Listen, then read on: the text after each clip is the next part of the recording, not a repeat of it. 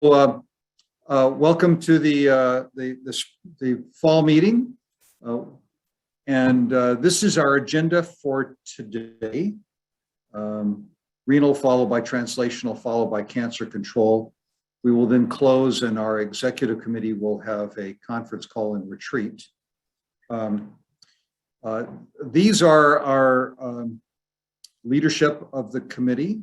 Dr. Vogelzang is the vice chair, and Chris Ryan, our executive officer, our amazing team of statisticians, Kathy, Melissa, Nettie, translational medicine, radiation oncology, and I just realized I may not have updated some of these slides.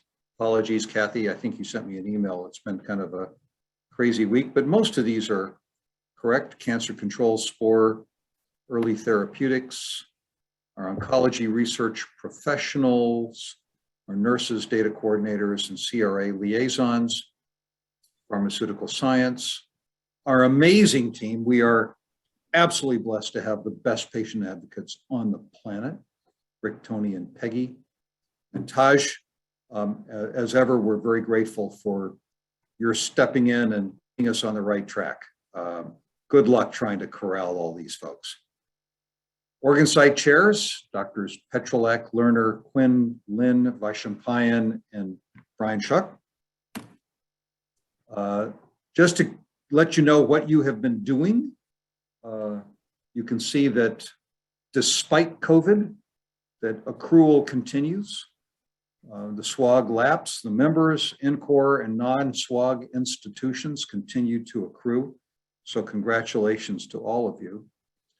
I'd like to take 2 seconds and give a shout out to the Hope Foundation, because the Hope Foundation has supported the GU Committee and SWOG for decades. And those of us who've been involved for a long time know the depth and the importance of all of this. There's direct research support, the impact award programs, secondary data analyses, funds for that, early exploration and development, the SEED fund, trial support. The VA integration program, a support program, is directly due to Hope. We also know that there's a bunch of career and professional development programs. And I just point out to you the importance of the Young Investigator Training Course. And the GU Committee has been the beneficiary of several of those that have just launched the careers of several of our folks in several of our studies. Also, some recent videos, and there in the bottom left, you see Brian is talking about the radiation surgery for metastatic prostate cancer trial, and then Ulka at the bottom right, the role of nephrectomy in the probe trial in the era of IO. These are available even as we speak, and our executive committee will be speaking about this and determining how we might be able to improve the access to these. But Hope put this together for us and is promoting this for us. And I just ask that all of you, you can take your cell phone. You can't see it with the background, but you can take your cell phone because I tested it, and you can use the QR code, or you can do the link and we'll send that out to you, or you can go to the hopefoundation.org and donate, and we can do a grassroots to help the Hope Foundation help us. So just don't forget, Hope is helping all of us on a daily basis. Please consider giving to them. Just an important reminder is that if you are an investigator who's considering serving as a study chair, we have conflict of interest policies. And if an amount exceeds $5,000, a management plan is instituted. If it exceeds $10,000, you can't serve as a study chair. And if you have a question, it's dsparks@swog.org. Dana Sparks, who is the subject matter expert, she chairs, or she serves as the resource for the Conflict of Interest Committee and can help answer your questions. So just be aware that we do have some special responsibilities serving as study coordinators responsible for the trust of the public. Now, bittersweet. The guy on the right has always been to all of us the smartest guy in the room, not the Enron guy. This is the smartest guy in the room. Nick Vogelsang. He's been the vice chair of the GU committee since October 2006. That's 15 years, my mathematics. And every single success of the committee has his fingerprints stuck all over it. There have been lots and lots of decisions that have been made based on Dr. Vogelsang. He will be stepping down in the fall. That's now 2021. And as I've said before, all of us will be forever indebted to Nick for his commitment to practice-changing studies, his counsel to all of us, personal interest in mentoring junior investigators, and before and after these our meetings and the rest of the year, he is mentoring all of us. And there's no kinder human being on the planet. And then, although his shoes, as we say, are really, really large, there's nobody better to fill that position. And I'd like you to welcome Dan Petrolak, who's the incoming vice chair of the GU committee, and it's effective like immediately. But I'd like to take a couple of minutes and celebrate Dr. Vogelsang. Just a little bit about Nick. MD from the University of Illinois, Chicago, internal medicine at Rush Presbyterian St. Luke's, followed by medical oncology at the University of Minnesota. At the University of Chicago, he was professor of medicine and surgery / urology from 93 to 2003 and director of the University of Chicago Cancer Research Center between 99 and 2003, and named the first Fred Buffett Professor in Medicine and Chair in GU Oncology.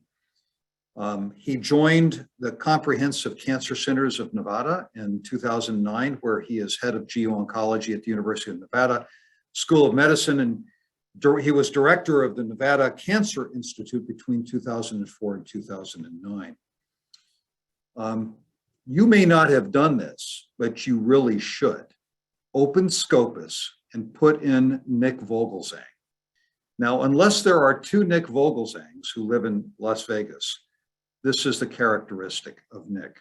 614 peer-reviewed publications, 32,607 citation, they're cited, and in total citations are almost 47,000. I'd just like to ask you to think on how many people you know who have an H index of 100. If there's ever a time to say I'm going to step down and let someone else do the work, it's when your H index hits 100. 19 papers in New England Journal, 23 in the Lancet, 97 in JCO. I couldn't believe it, so I actually went into PubMed and went down one by one.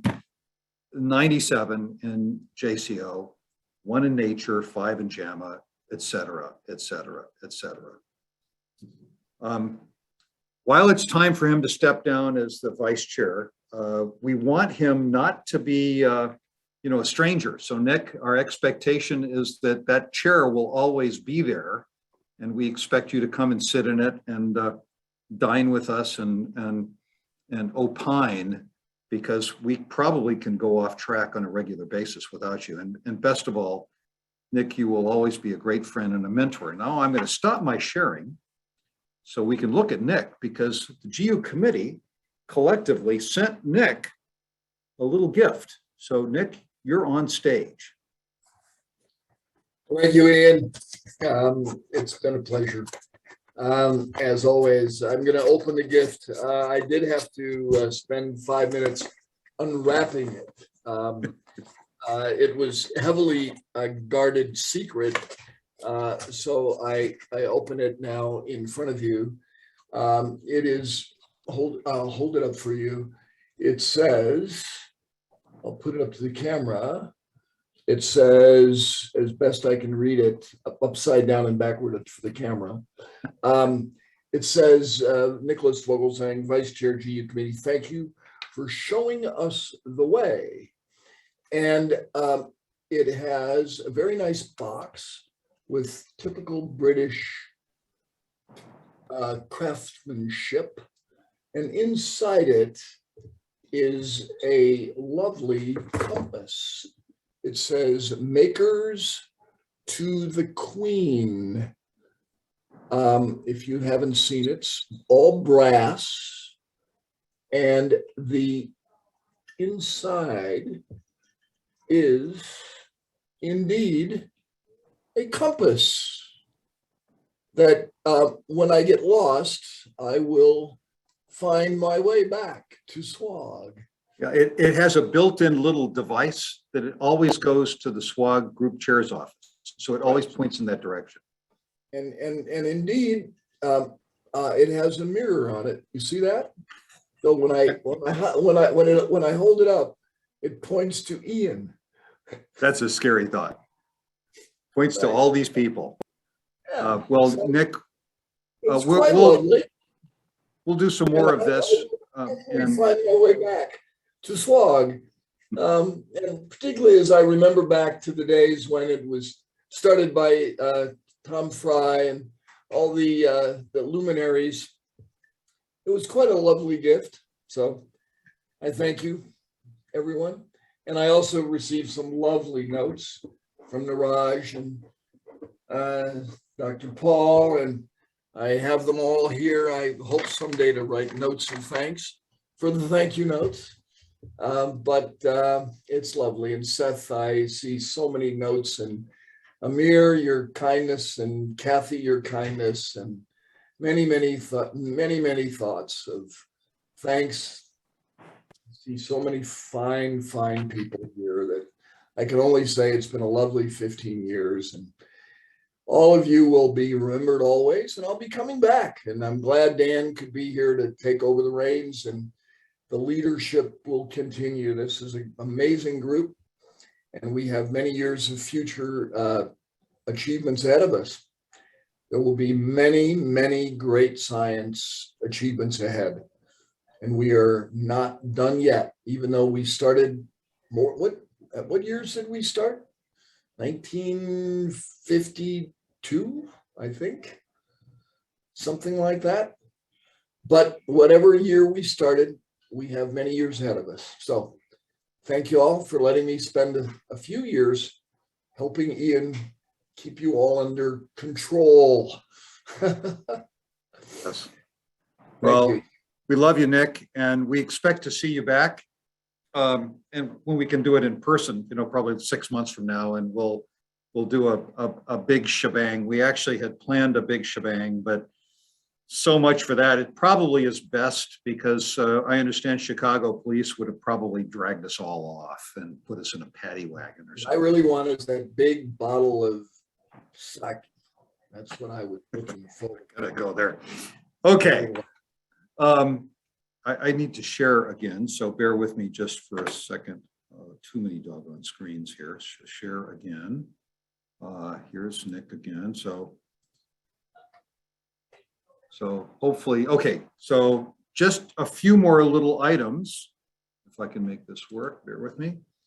You remember this slide that I showed earlier, which were the organ site chairs. You may notice that the top of the list, and some people call the GU committee the bladder cancer committee because these folks have been so successful. Dr. Petrolak is moving on to take Nick's position as the vice chair. And so behind the scenes, there was a significant amount of cogitation over who's going to be the next co-organ site chair of bladder, and Tom Flegg was very kind to accept that position. Tom is Vice Chancellor for Research at the University of Colorado, Denver, is one of the busiest guys at the University of Colorado. He has been an exceptional member of the GU committee, running studies, helping with translational research, an amazing guy who has also served in wonderful counsel to all of us. And if you get a chance, shoot Tom an email of congratulations. And when you have studies that you want to open in bladder, send them to him now. And finally, just as a reminder, if you are not getting your notification of SWOG GU committee news, you have to be a member of the committee. I presume that everybody who's on this call has gotten theirs, but please just this is in every single time that we have the committee meeting. Email your request to join the committee to protocols@swog.org. And finally, I don't even know what time it is. I'm 2 minutes over, so all the rest of you have 2 minutes left. And I'm going to stop my share. And I think, Brian, you're next.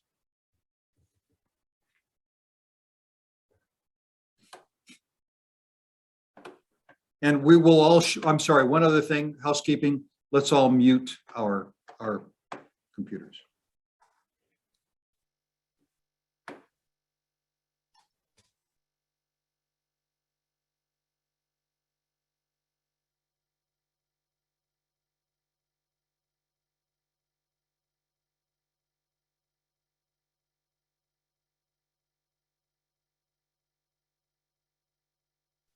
Brian, you're muted.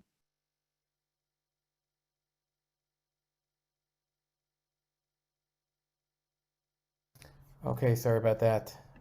Okay, we're going to get started. We'll make up some time. So we will be starting with localized, and we'll be running through it quickly and then moving to advanced. First, we'll just give an update regarding our PROSPER RCC trial, which is our neo/adjuvant protocol, which we're working with the ECOG, the EA8143. This is now fully accrued. Lauren Harshman, who was the PI, did leave ECOG, and Mo Alaf is now the main study chair. The team here has a couple things just to touch upon. So just a schema again, these were patients who were T2 or greater renal tumors.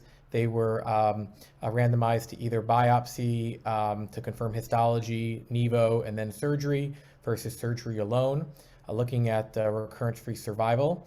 So the study took a long time to fully accrue, about an extra year and a half, but fully accrued. Other countries actually did get involved, including Canada and Israel, which is a potentially something to consider for any of our studies. And SWOG accrued 177, so we're definitely by far the second top accruer to this trial. This is again looking at recurrence-free survival, obviously very important. Other objectives like overall survival. There's about 10 or 15% non-clear cell histology here. So we'll be interested to see how those patients do, as they were mostly excluded from the other trials. Just some notes for people to be aware of. This study does recommend imaging, but after month 51, it's up to the provider. So unlike some other trials where they can extend further, this trial stops with any imaging requirements. I would just encourage people to continue imaging. We have patients who do recur years later, and try not to have your patients be lost to follow-up, and get your follow-ups in. Duration, patients are supposed to be followed for 10 years. They want people to understand that. There is a survival follow-up that can be done after. And then even after patients recur, we too need to get their records in to look at overall survival. And then for recurrences, the study does try to encourage biopsies of recurrences. There's lots of translational science based on the biopsy at time of recurrence. If biopsy is not feasible, there's clear guidelines on what is considered a recurrence. Having maybe an 8mm lung nodule potentially is not considered a recurrence, but if you have interval growth or a new lesion that is shown to be present, that's something important to know. And again, just showing you at recurrence, there is collections for serum, plasma, and also the tissue. So try to make sure that you don't forget. This is important for the translational sciences. Any questions regarding this? So they are continuing to look. There have been a couple interim analyses, but the study is still ongoing.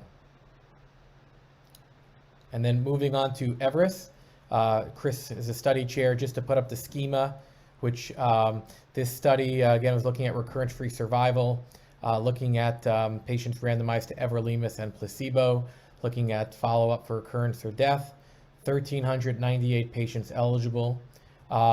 This study did accrue over a 4-year period, and the interim analyses were done at 30%, 50, 70, and 90%. There are 804 events that were expected, but there's been dropout and lower than expected events. So there has been concern that 804 events may never be reached. So all the statistical chairs, including Kathy and other colleagues, have basically decided that on March 2022, or when 804 events are reached, there'll be whatever's first, there'll be the final analysis. So the end is near, and this will be extremely exciting for the committee to get this. Obviously, the adjuvant landscape has changed considerably with the Keynote Pembro trial, and the renal calls are talking about how we would potentially build upon this. What would happen with if the mTOR is a positive trial, and maybe think about studies such as early progressors, what to do with them, maybe duration of therapy, combination approaches. But we're all pretty excited. Any comments, thoughts on Everest? Next meeting, we'll hopefully have some results. And in the TM session, Monty's leading a great effort with Chris and George Thomas and everyone to try to do some exciting translational science, hoping that we have a positive trial, but if not, maybe find some predictive or prognostic biomarkers that will be very useful to build upon.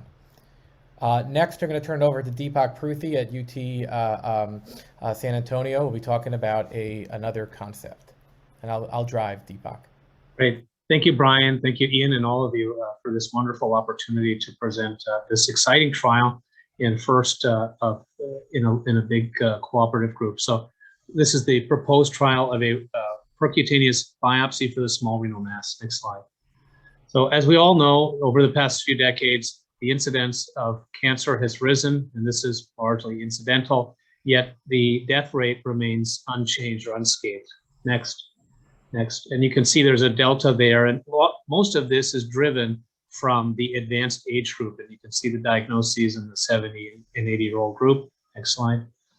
And when you look on the left here, what is the composition of these small renal masses or these T1A masses? We know from retrospective series that these are largely indolent tumors, 70% of them, up to 5,000 to 8,000 patients a year will have a surgery for what is ultimately a benign tumor, and only 10% of them are aggressive. On the right, you see the cancer-specific survival rate, so PT1A. That actually accounts for about 50% of all kidney cancer cases. And you can see there's excellent survival. And even when you look in the active surveillance data, almost 98% of them have a 5-year survival or so. Next slide. So increasingly, we've come to understand that there's a lot of harm with treatment. And we know this from mortality, readmission, complication rates. Certainly, there's the potential for late harm with CKD and bowel obstruction. And of course, there's the financial toxicity and societal impact. Next. Yet, we also have come to realize that there is harm with surveillance. If you look at the Hopkins data for delayed intervention, almost 50% of patients chose intervention despite the absence of clinical progression. So that really points to the anxiety of the unknown. And of course, there's the late complications as well with radiation and secondary malignancy. Next. And when we look at current utilization, only 10% of small renal masses are actually biopsied. On the left-hand side, you can see the historical reasons for this. Next. And on the right here, you'll see in more contemporary times, biopsy is used prior to ablation to know what tumor we're dealing with. And it's also been recently integrated into active surveillance protocols. So next.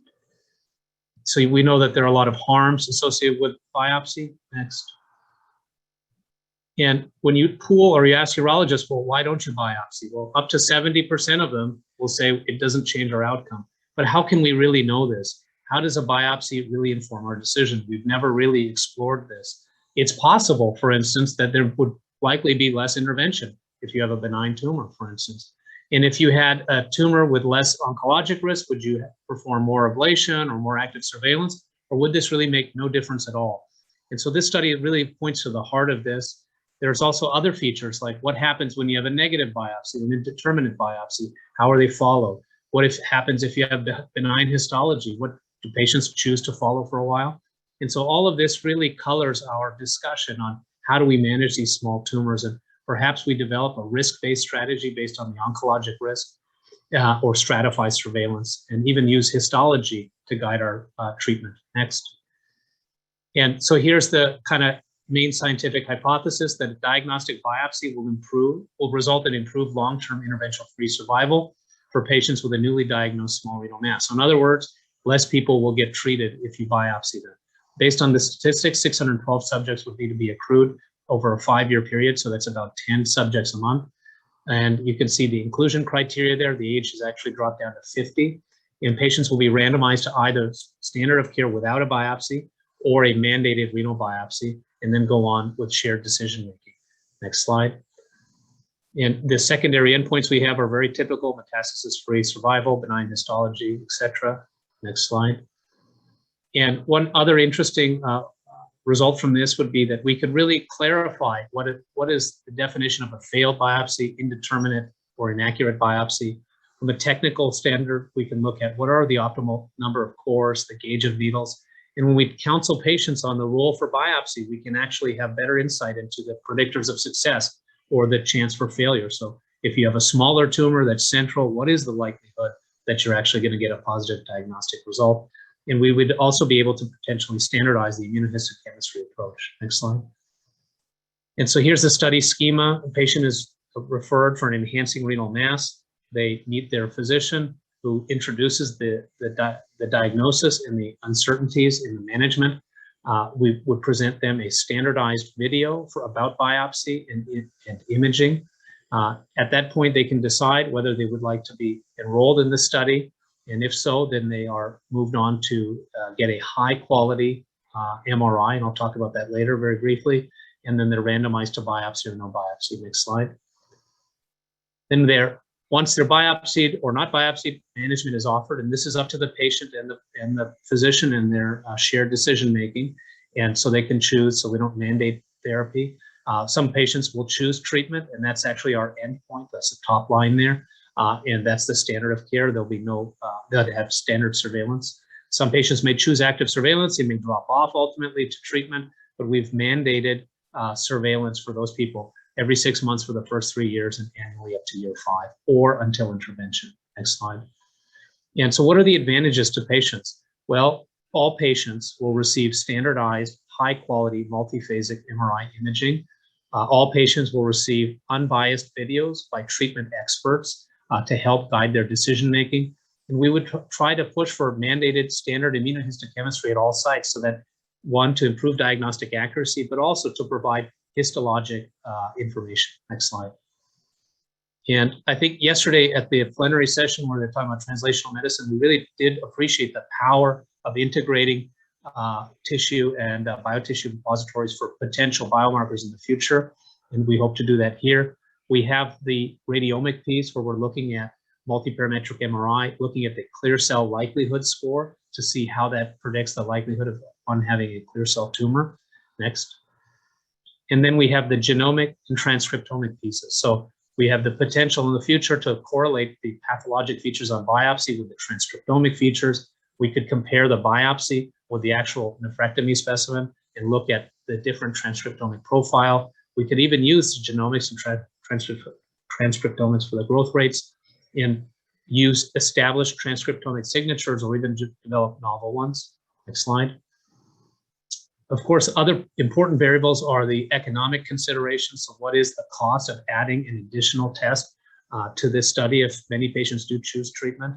And what about quality of life? Is there decisional regret? We've seen this in other cancers, of course, and time off work, and what is their biopsy experience? Next.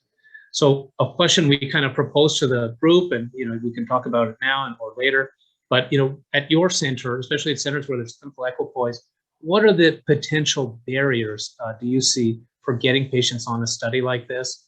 What do people feel about a triphasic MRI, standardizing that, the ability to get that? And also, would you or others in your group have resistance to a mandated surveillance protocol for that active surveillance group?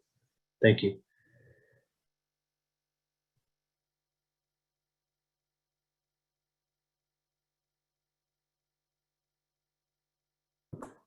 Any questions or discussion? We have about 2 minutes for comments. If anyone has any questions, or also they can email me. But Parminder here. Yep. I think it is all doable. I like the idea, but the only thing is once we mandate something, then the billing starts happening that this is per protocol. And then the CR clinical trial office starts asking that this is per protocol, so then we need to be covered under research. If we can word it in a way that it is still standard of care, I think it is all doable.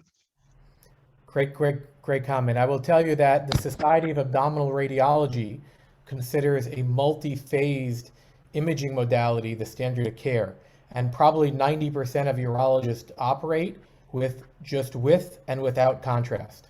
Some people just do with contrast alone. So it is something where you do early and late phases is really considered standard of care, and we will try to engage the imaging committee to figure out exactly what we can do to make this operationalized and overcome any billing issues. A great point, Norman. Quick question. I've got this is a terrific protocol. It really does fit an unmet need that we really need to fill.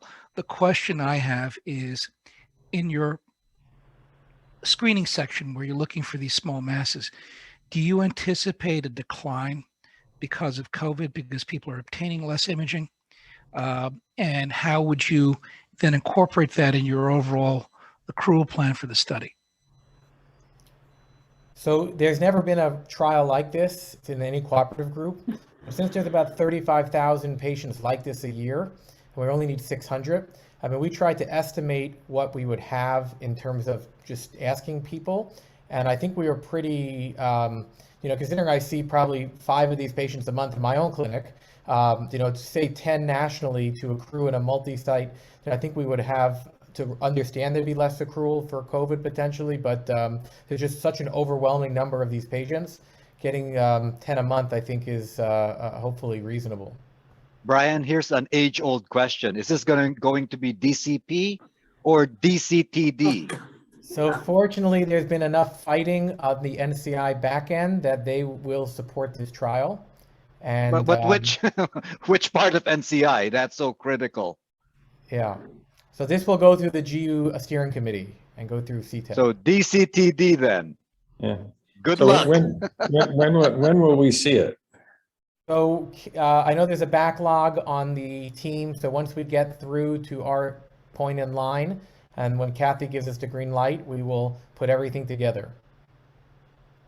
Kudos to the group that's been working on this so diligently. Quick question: the assumptions about intervention-free survival in the 2 arms. Yep.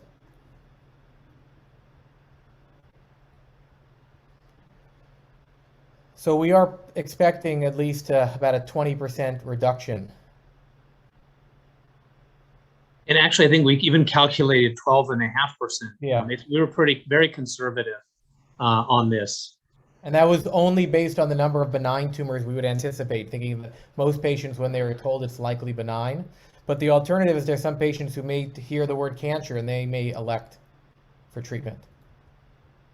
To that end, I think it's critical that we see that this video, which has been, it's well done, is readily available outside SWOG. Just every patient facing group, Kidney Cancer Association, et cetera, et cetera. That's a valuable tool for that newly diagnosed person who might be getting very limited advice locally in particular. So we do have a tentative video. Thank you for Peggy and also Deb Maskins from the Canadian group that went through a video, but our goal is to standardize a lot of things so there's no bias amongst the treating providers. Okay, we'll turn it over to Ulka. But the other suggestion actually, Brian, is you really need to massage this well before it hits steering committee, because that fundamental question I asked before is going to come roaring back. On whether this is, where it follows the DCTD pathway. Lucky, I don't think you could massage this thing any more than it's been massaged. This is the most massaged protocol.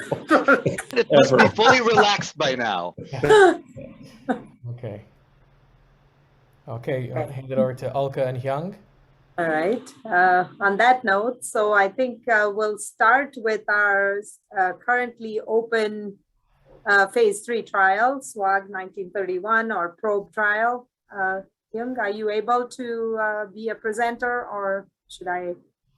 Go ahead. Yeah, hi, Alka. Yes, I Okay, think perfect. I'm on. Good. So yeah, this is a presentation you and I are doing. So Yes. Go ahead. I'll start and then Yeah, just please and I jump will in take over in the middle. towards that. Sure. Okay, next slide. As we start, I just want to acknowledge the two NCTN champions. We have one for the Alliance, Alan Tan, and one for ECOG, Abhishek Tripathi, and they will be formally added to our protocol at the next amendment. Next slide. Yeah, I just wanted to thank Abhishek. He has really started participating and accruing robustly. So thank you and keep that going. And you can go ahead and flip through the animation here. So this is the okay. So this is a treatment schema, and I think this is still a new enough study that it's probably worth going over this just a little bit. I know many of you have seen this, but it is a fairly complicated trial.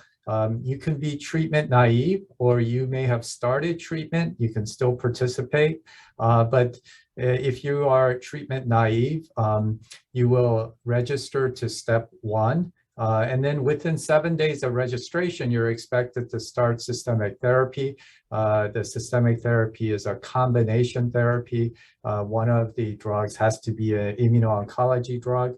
And 3 months after starting treatment, you get a staging a cross-sectional imaging study, and then that will be used to determine whether the patient is receiving clinical benefit. More specifically, they should have stable disease or partial response.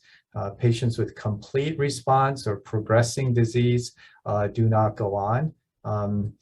From an operation practical standpoint, while the patient is getting systemic therapy, that's the time to make an appointment with the urologist.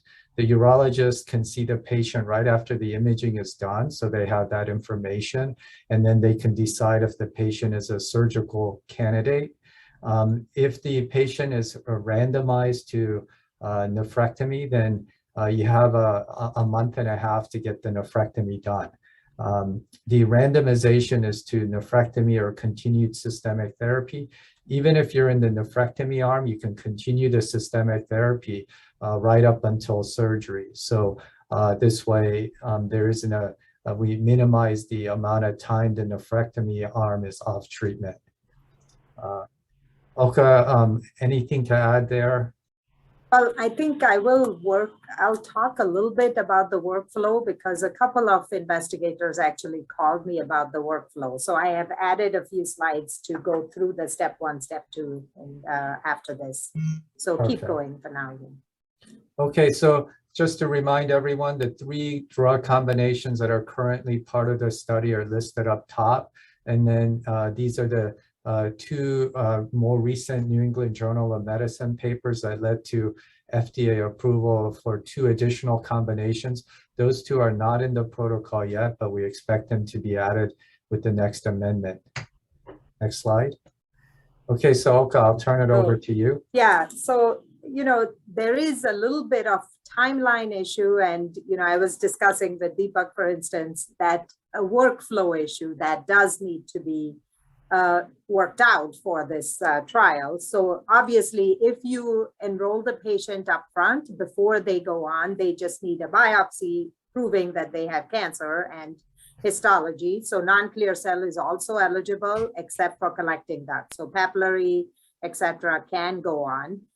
Your immune therapy right now can be axi-pembro, ipi-nivo, or axi-avelumab, because those were the FDA-approved regimens when we opened the study. But as Jung said, we are working on the amendment to add cabo-nivo and len-pembro. We're also working on incorporating pembro every 6 weeks for people, who are trying to lessen the number of infusions patients have to come in for. Okay, but so bottom line, if you enroll the patient up front before they start treatment, it's relatively easy for you because then you're treating the patient, you're following the patient, and right around that 10 to 12 weeks is where you want to do the CAT scan. So you don't get into more treatment than necessary before randomization, because there is a limit on how many doses of pembro, how many doses of ipi/nivo can be given before, and it's typically 4. Now, of course, with the pembro being, if we allow every 6 weeks pembro, it'll be 2 doses. But after that, patients are eligible for randomization. So if they get that additional dose, then unfortunately they are not eligible. So just keep that in mind. I think right around that time, if you get the urologist to see the patient and get their okay that this patient is a surgical candidate and resectable, etc., I think it allows you to plan ahead for the surgery itself. So at the step 1, step 1 is where you've done the pre-therapy enrollment. But if you decide to do the next slide, Brian. Okay. So here is the key eligibility for step 1. I just mentioned that, and no active brain metastases. So if patient has 1 or 2 small brain metastases that have been treated with radiation, haven't progressed, they are still eligible to enroll. And as long as you've given them an immune-based regimen. Next. Okay, so that's the step 1 registration. And then, at randomization, you will be asked if the patient has what kind of response. So whether it's PR or stable disease, and or CR, I guess, in metastatic disease. But if they have a CR everywhere, then you probably don't need to put them on surgery or, continue on with the systemic therapy.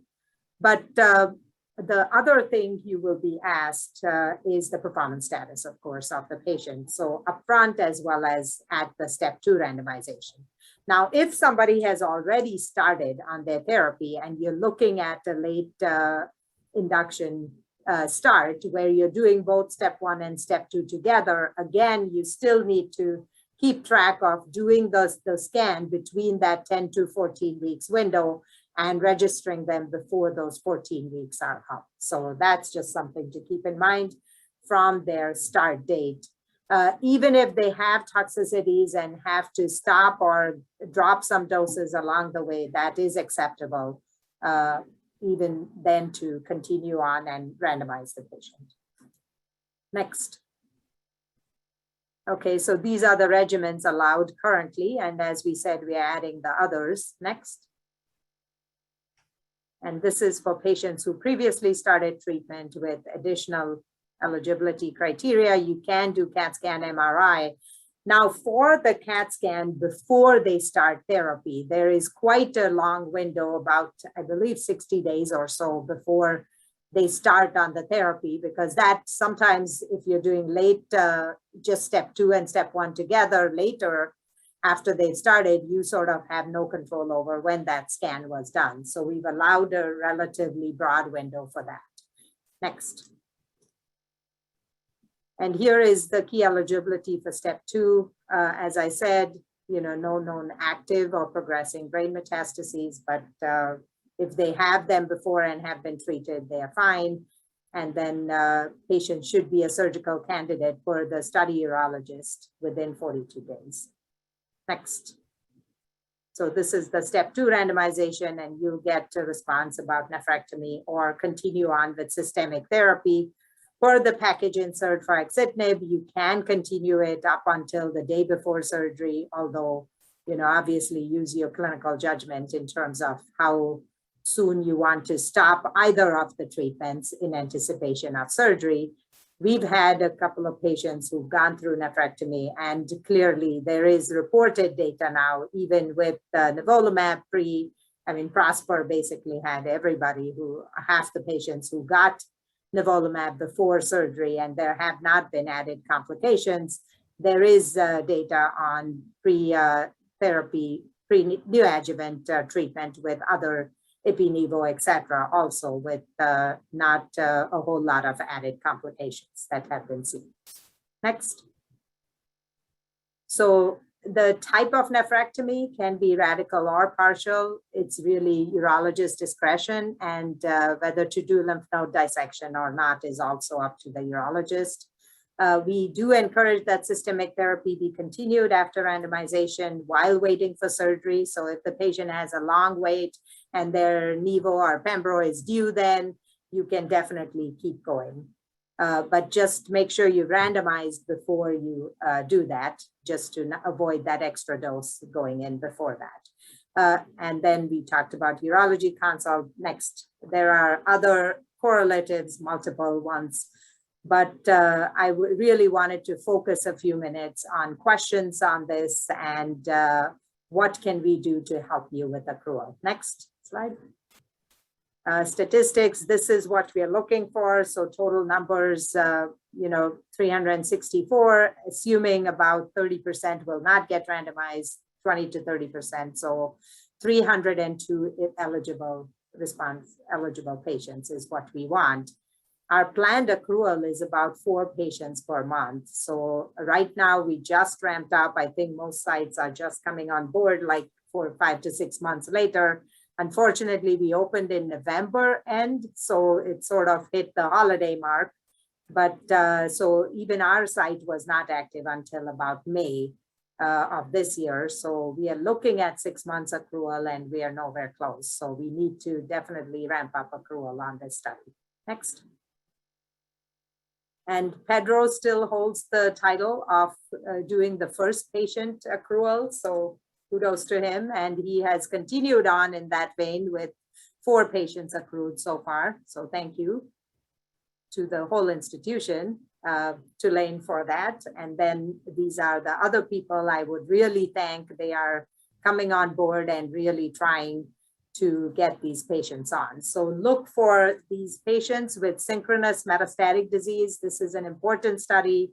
It is not a drug tied to any one drug versus another, but it's really important because it gives us this broad stroke management information about whether we do nephrectomy and whether that adds anything regardless of what systemic therapy you're using. I think also the other reason is this is a patient population that, with Checkmate 214, the patient population that did not have nephrectomy, so the synchronous metastatic presentation does far worse. So median survival there was about 26 months as compared to all comers was close to 48 months. So half of what you expect otherwise. So, that is a very sobering finding that this is a patient population that we need focused studies on because we're not doing as well as we do with the other patients. Next. Okay, next. So these are the few things we have in the upcoming amendment. I already mentioned that. We have considered allowing virtual visits, although that is not specifically stated, but that's perfectly fine. And then, we hope to add some additional correlative studies with it. There is a very robust radiomics correlate being planned, which was presented in the imaging committee, but, that is going to be a big part of this also with the sort of confirmation data from the nephrectomy specimen. So looking to see if we can predict based on CAT scans, what kind of response we are getting to immunotherapy. Next. And this is something we have created. Thank you to the Hope Foundation for allowing us to do this, which is a urology curriculum lecture with talking about the SWOG 1931 study. We will also be presenting at SUO to sort of increase awareness around this study, and hopefully people will come on board and start thinking about this study more and more. Just so another thanks again to all the faculty and audience, and of course, Dr. Thompson and Joe Horn, who were critical in sort of creating this project. So discussion points, I would love to, please send us questions or, put them in the chat, any suggestions you have about how we can help you accrue, how we can keep this study on everybody's radar and help think about it. So adding these things, allowing Pembro Q6 weeks, should we relax the timeline? Should we allow other urologists? I mean, those are the type of things that I'd like for you to consider And if there have been any specific stumbling blocks for you that you've run into, please let us know because we want to tackle those. Okay, I think the other things we are considering is having Canada, Latin America consider participation. I do want to spend 2 minutes if anyone has any comments or suggestions for us for this study. Olga, before we go on, can you and Pedro's may comment briefly on what's been the key to your success? Both of you have put 4 people on the trial already. Yeah, I mean, I think just what I found was the critical part is watching that timeline, because the timeline is a little bit complicated. And, that to me was one of the things that I really had to keep track of to be able to get the scans done in time, get the urologist to see the patient and start. But otherwise, I think it's just a matter of thinking about the study right away for anybody who presents with the primary kidney tumor and metastases. For those of you who have Pedigree or other studies open, I really appeal to you for the synchronous metastatic disease, consider this study. And for the others, post-nephrectomy, you can still consider. The other difference is, of course, Pedigree has only Ipi-Nivo. Here, you can use any other regimens also. Throughout the entire country, there are 36 unique PIs, site PIs who've opened this trial. So it's a smaller number than I think we'd like to see. Can we hear from people why they might not have opened the trial, what's been the thought process? What's been the challenge?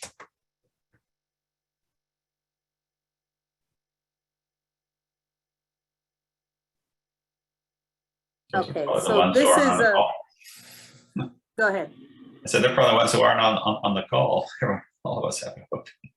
Okay, all right, so can we put this on your radar and send you reminders? So I also want to thank Northwell Clinic and Stephanie Berg in Chicago and people who are beginning to enroll. So thank you very much. We appreciate your support.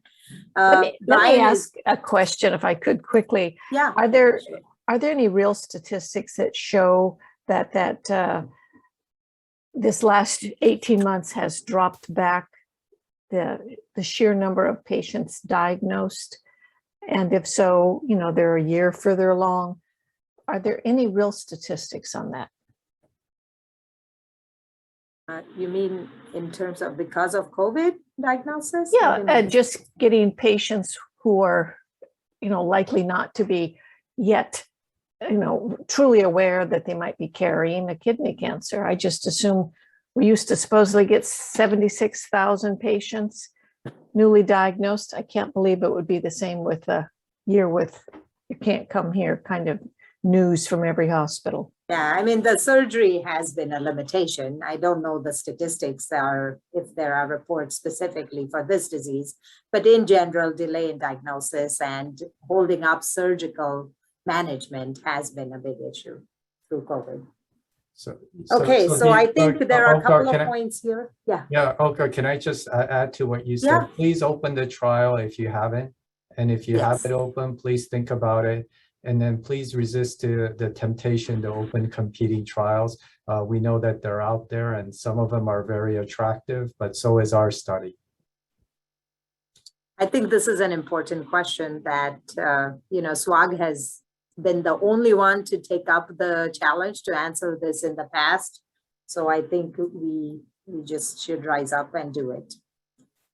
Okay, and I know Brian asked about can other oncologists, the non-study medical oncologists, continue on the therapy? And that is something that has come up. I will definitely take that back to the team for discussion.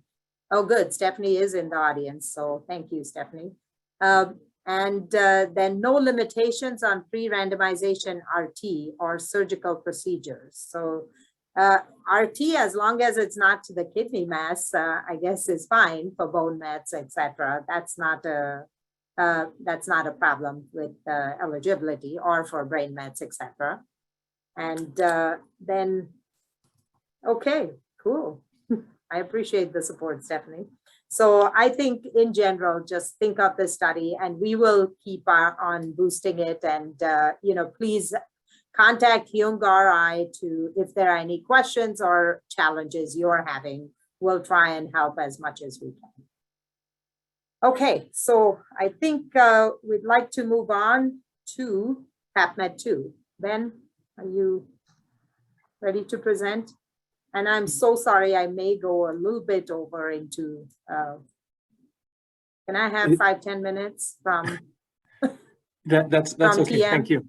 So I'm here to give you an update on where we are with PAPMED 2. First, I just wanted to celebrate a little bit because now we have an official name. We're SWOG 2200 and it's been approved. So I was going to play a little audio clip of Kool and the Gang singing Celebration, but you'll just have to imagine I'm not that good with IT. So, I think Monty books these nice numbers with 2 zeros and stuff. It is really nice to have it clean like that. So just a few updates and reminders, because really the main purpose I want to get out of this 5 minutes that we have together is just to give you a couple of key critical components of what we're anticipating the protocol to be. And if you have any suggestions or ideas, this would be an excellent time to incorporate those things so we don't have to do amendments or minimize the amount of amendments we do in the future. So the primary objective is progression-free survival between the two arms. And the key secondary objectives are RECIST objective response rate, overall survival, safety, and then we'll be banking biospecimens for future correlative analysis.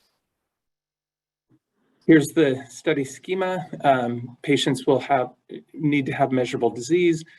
We are not making a designation on type 1 versus type 2 papillary RCC.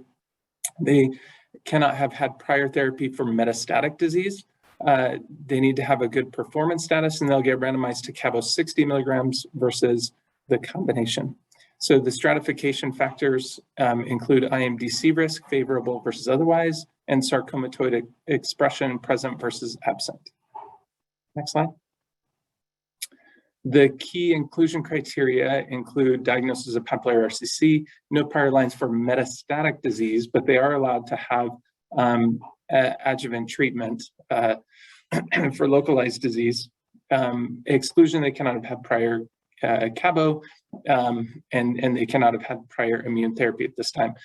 This is something that we'll have to discuss and potentially allow for, like a window of time. It must have completed more than 12 months before or something like that. So if you have thoughts about that particular piece, just let me know.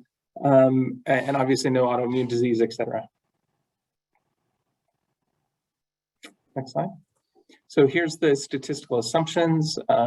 Based on SWOG 1500, we are assuming about 3.5 patients per month. So somewhere about 4, and that leads to an accrual over a little over 3 years.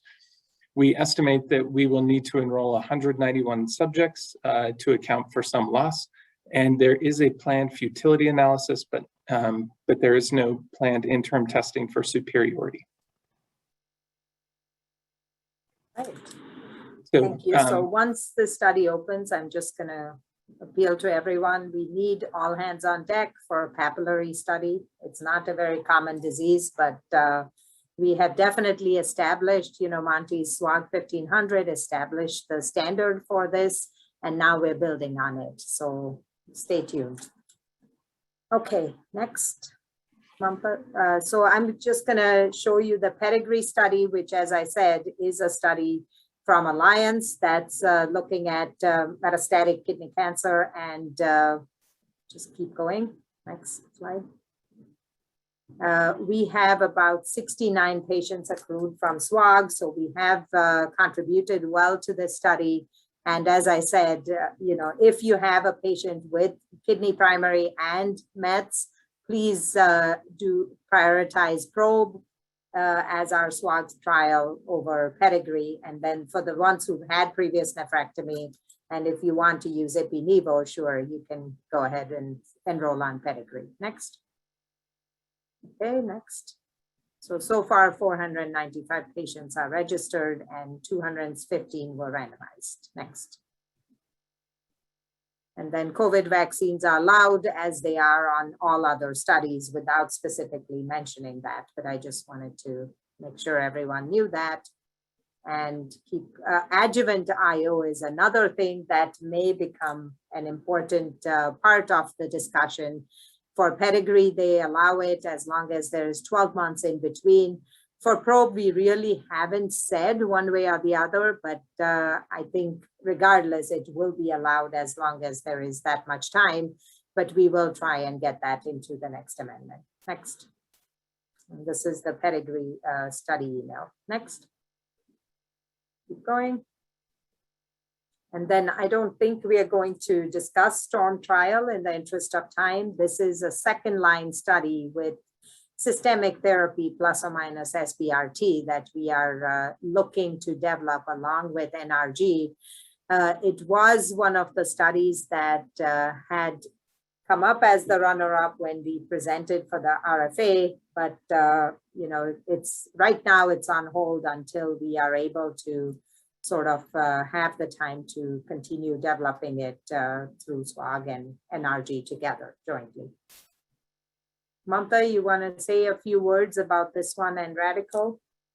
Sure. So thank you, Olga. So the AARON 1721 trial, as you know, is a trial that was looking at translocation subtype renal cell carcinoma. It remains on hold as the team reevaluates whether there's a path forward to enroll in this trial due to the changing landscape of treatment and just a lot of challenges with accrual. So that's on hold, so I won't belabor going over that trial. But if we go to the next slide, I wanted to bring your attention to a trial to consider when you finished enrolling patients to probe and Pedigree, and you're in the second and third line setting. This is the Radical trial, and I wanted to especially bring it to everyone's attention because there was a recent amendment that hopefully will allow for better accrual of the study. So the study is looking at randomizing patients to receive radium-223 plus cabozantinib versus cabozantinib alone in patients with advanced RCC with bone mets. And previously you had to have more than 2 untreated bone met metastases. So the amendment has been made that now you can have received radiation to the bone mets. Only 1 bone met has to be untreated. This trial allows for all subtypes of RCC. And there was also an amendment made to allow for no limit to prior therapies as long as a patient has not been treated with cabozantinib. And the hemoglobin threshold has also been decreased to 9. Currently, 18 patients are enrolled to the study and the target accrual is 210. So again, we're hoping that the amendment will help. I also have to acknowledge Pedro Barada because he put on a patient on this study, as did Jesse Gills at LSU. So thank you guys for putting people on, and we're all actively looking for patients for this trial. Yep. And with that, I will pass over the baton to TM. Thank you very much. Great job. Thank you very much.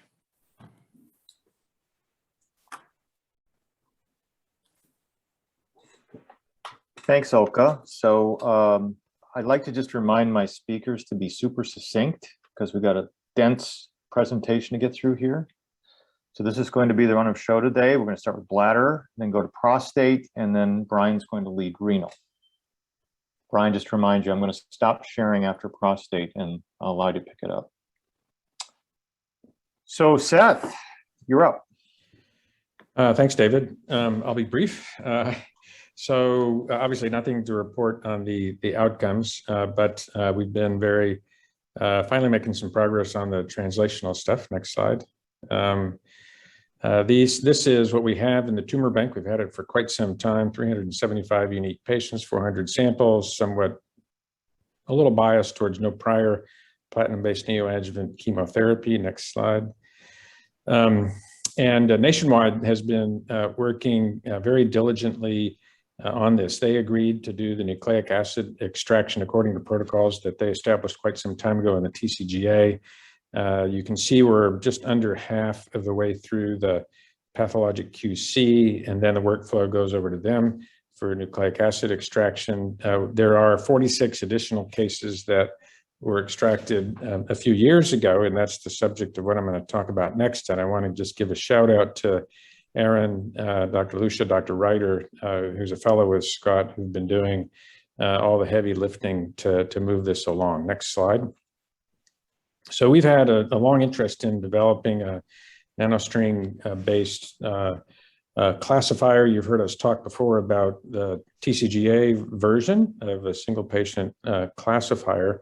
And we've worked closely with the nanostring team, and this is analysis that Meenakshi Anurag, who's our biostatistician at Baylor, that's done. And just a reminder, this is unpublished. Please don't, just let's keep all this confidential if you might. This classifier is based upon 350 genes, which is a reduced set from the original classifier, which was about 3,500. Next slide. So this is the first pass, and this is using the RNA from the samples that David's team at MD Anderson extracted. And the reason that we chose that first is that Teresa Copey had done RNA-seq in a collaboration with Illumina. So we had RNA-seq data as the truth, and this first pass on the nanostring classifier. I'll tell you this is a fairly expected distribution of subtypes. So we're using the classifier to assign a subtype, advance, and then just some of the expression signature scores, which tell us that the pathways that are supposed to be up and down in each subtype are behaving the way they should. Next slide. So this is the comparison. We have 40 matched samples between RNA-seq and the nanostring classifier, and they match up pretty well. The unmatched samples seem to have a fair amount of fidelity across the luminal subtypes, with 2 exceptions.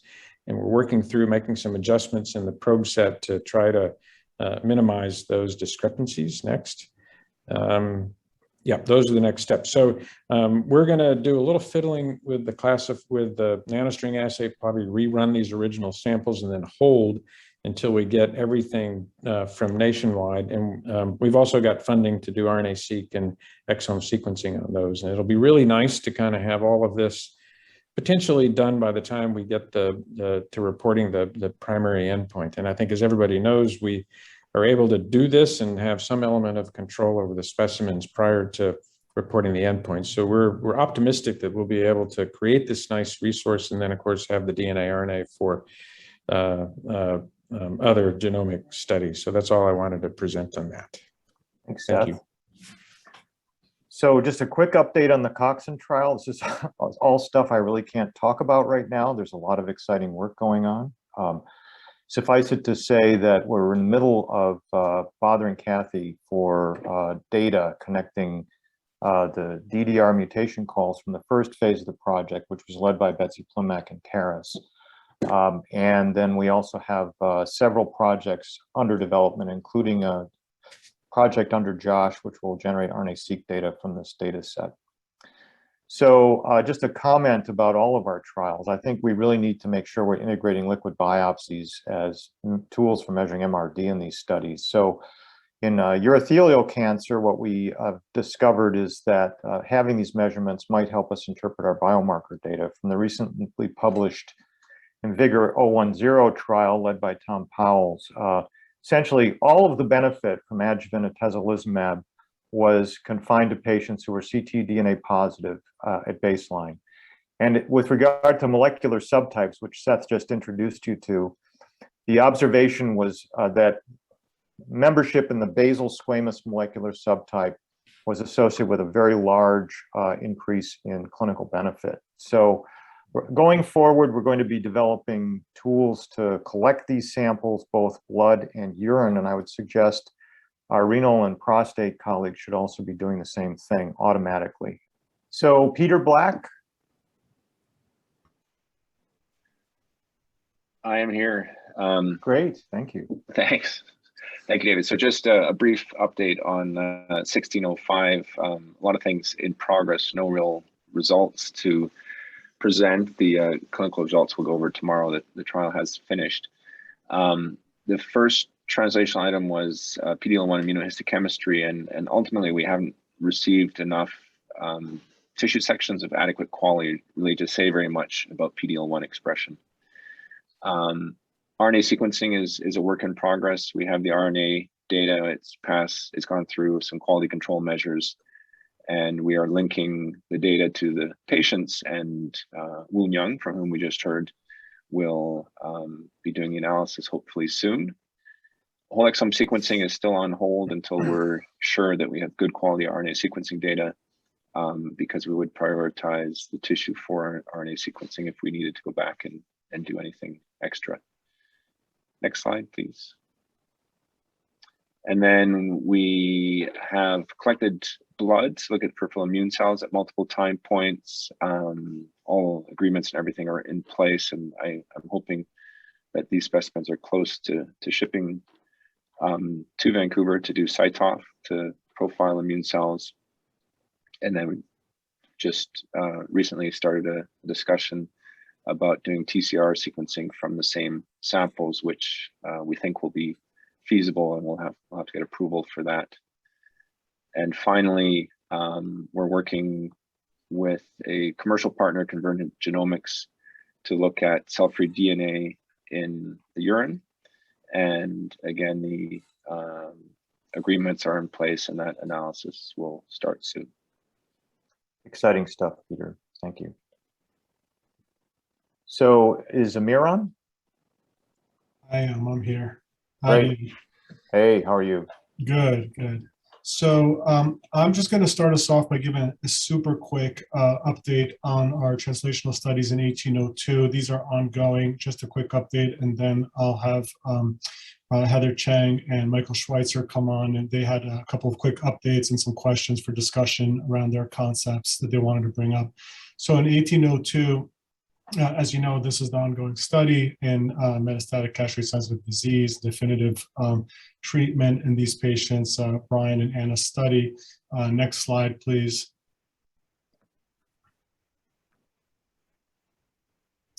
And around this study, we developed here internally some liquid biopsy approaches, integrated approaches, where we're able to capture CTCs concurrently with cell-free DNA from the same samples. And so kind of a multi-parametric integrated approach where we get CTC counts as well as immunofluorescence staining for disease-specific markers like synaptophysin and ARV7. In addition, we cover the single cells for targeted sequencing along with sequencing of the plasma. Next. So this has been in collaboration also with the radiomics group here, headed by Vinay Dudawar. And so what this allows us to do is generate these large data sets at every time point from the patients, ranging from CTC counts to immunofluorescent markers to germline and somatic alterations, amplifications, and actually integrate that with radiomic analysis from CTs in the same patients. Next. And we put this in for doing this type of analysis in 1802. And you could see that in the center there, a busy slide, but the idea is to collect bloods and recover the CTs at registration, randomization, and post-intervention, and then at progression in the patients, and develop signatures around CTC and cell-free sequencing, as well as the staining integrated with the radiomic signatures, and to monitor those over time.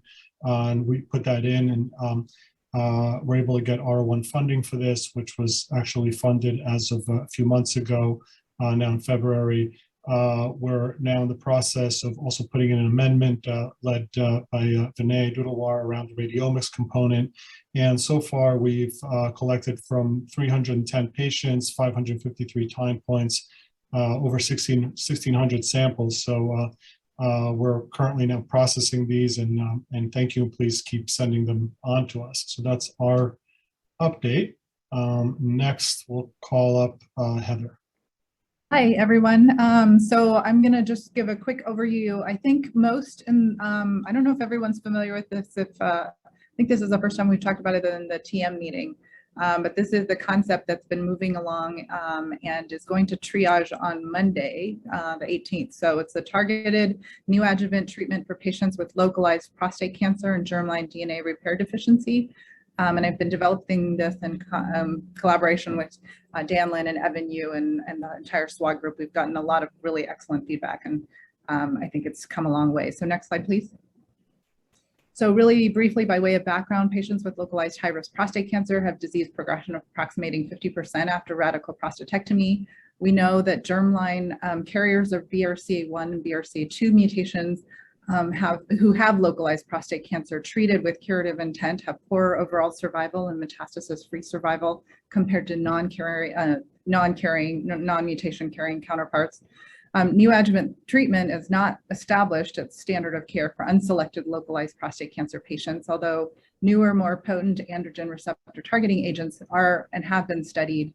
And we also know that neoadjuvant systemic therapy is standard of care for other BRCA1 and 2 related cancers such as breast, ovarian, and pancreatic cancer. And a recent nice meta-analysis from Mary Ellen Taplin's group with Jacob Burchuk showed that there was an exceptional CR rate to intensified non-DDR targeted neoadjuvant ADT, the response rates approximating 25%. These are selected for germline DDR alterations. So what we don't know is if we actually turn that around and say, now we're going to take this population and treat with targeted therapy, could we do even better? So next slide, please.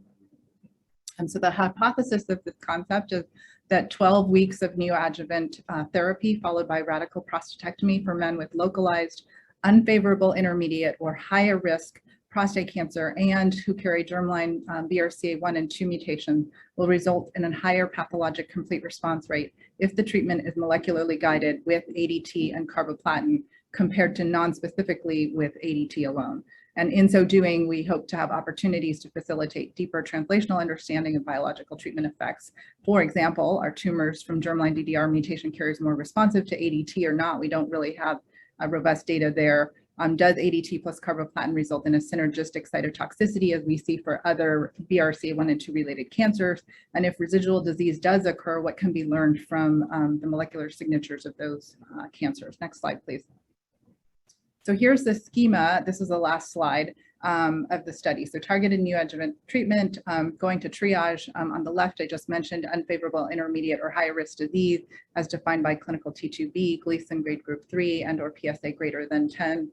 And a germline DDR mutation, primarily BRCA2, which is the gene we know the most about, but we're also including BRCA1, CHEK2, PALB2, RAD51C, and RAD51D. At this time, we may add more as we learn of other gene alterations. As you know, many of the other ones are more rare, but there's certainly a list of genes we're interested in.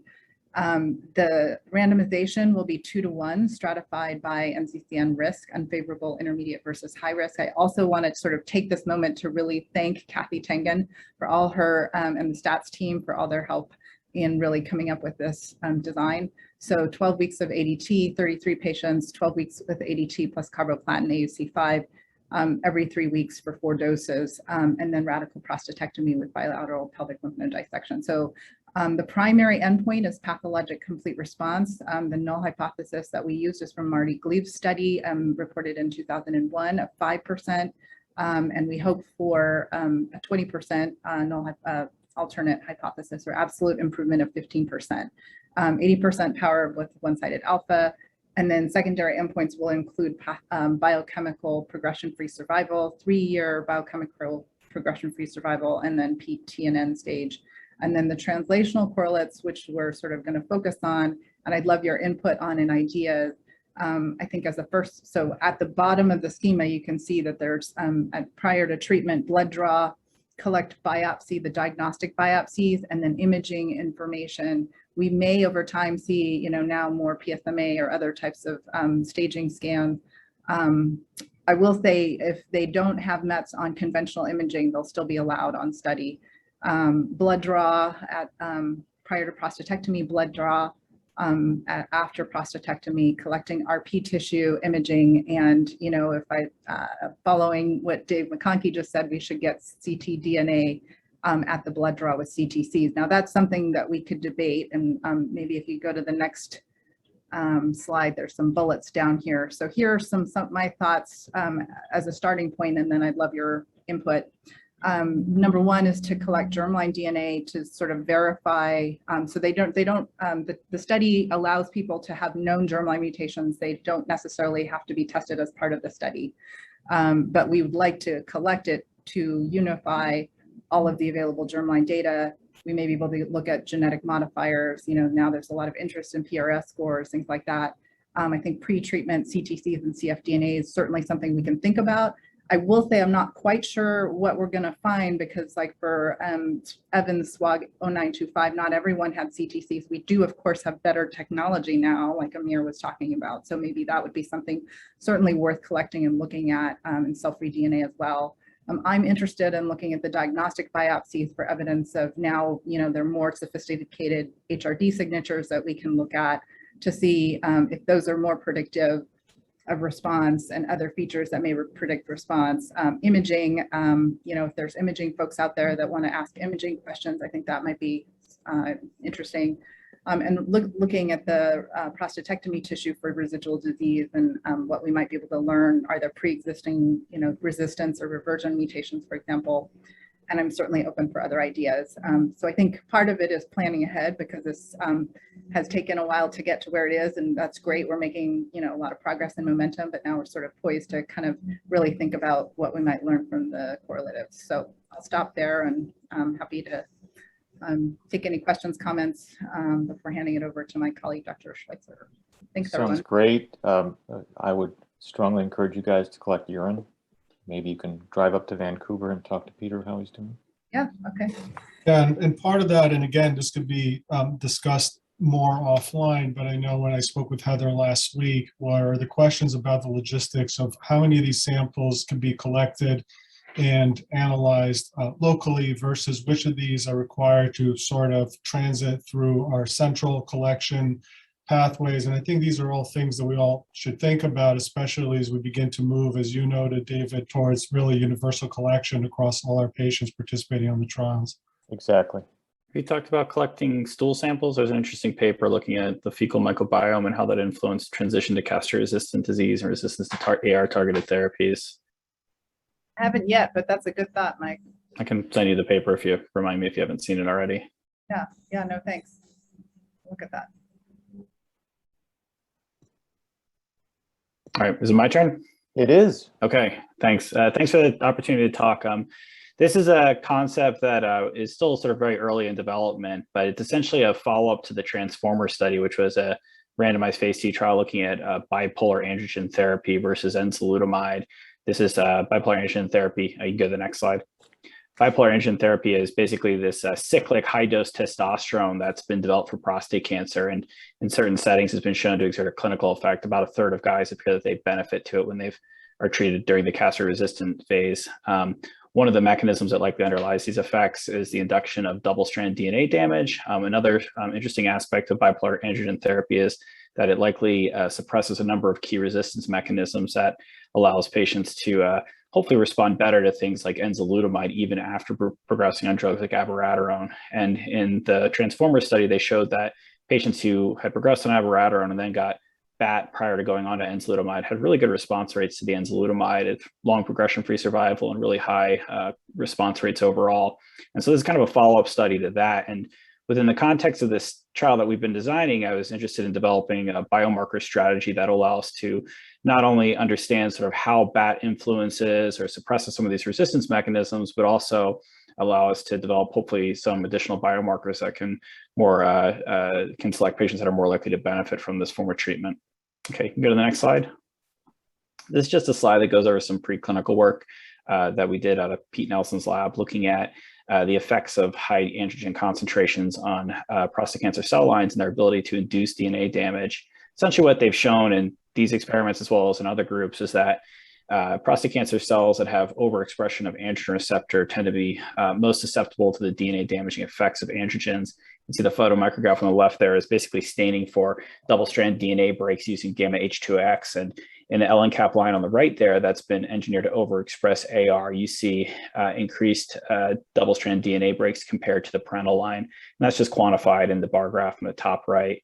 We've also shown that in an LNCAP line that's had CRISPR knockout of BRCA2, that you have enhanced double-strand DNA damage in response to not only androgen treatment, but also PARP inhibitors, and that the effects of combining the two are more pronounced than either alone. Okay, next slide.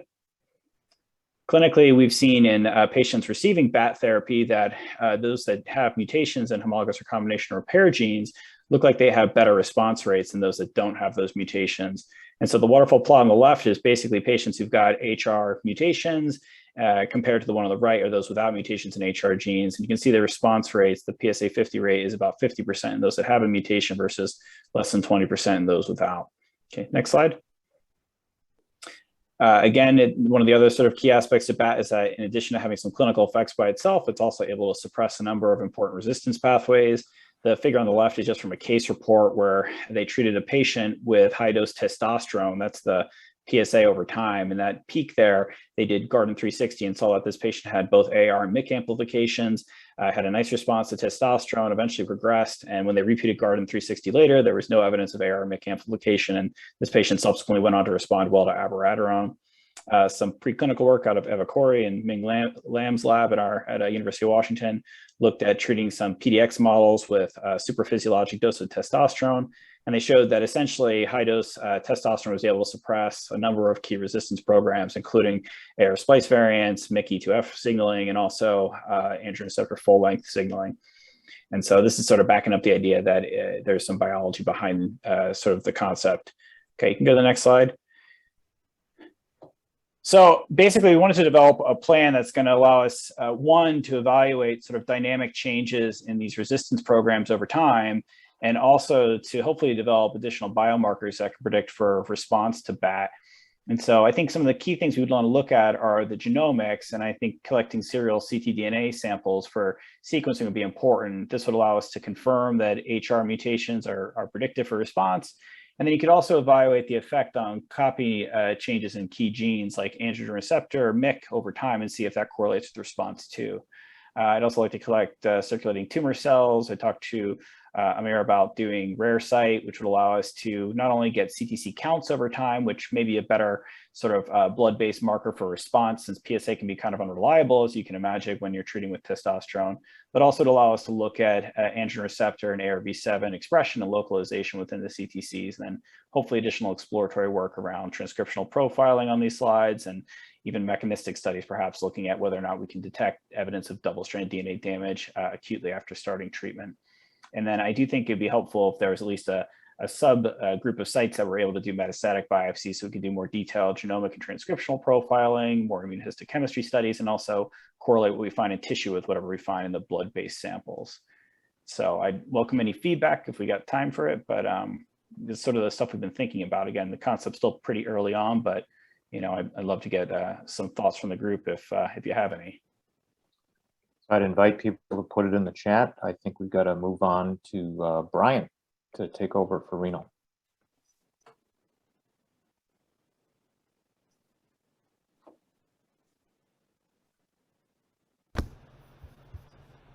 Okay, can everyone see the slides? Yes. Okay, perfect. So we'll go quickly.